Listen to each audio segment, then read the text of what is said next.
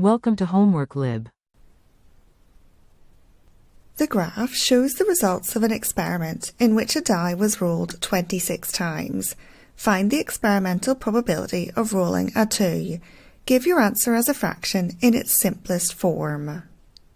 Here we can see that we have a bar graph representing the number of times the values 1 to 6 were rolled on a die. For example, number 1 was rolled 4 times. Number 2 was rolled 8 times.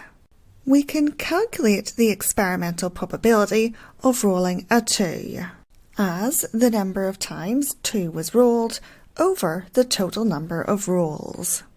If we look at the bar chart, even if we weren't given the figure of 8, we could read that the top of bar 2 comes to the value of 8.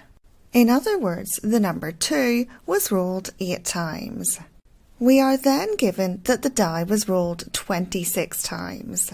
However, even if we weren't given this total number of rolls, we could calculate it by adding 4, 8, 8, 3, 1 and 2. This would give us a value of 26. The probability of rolling a 2 is 8 over 26.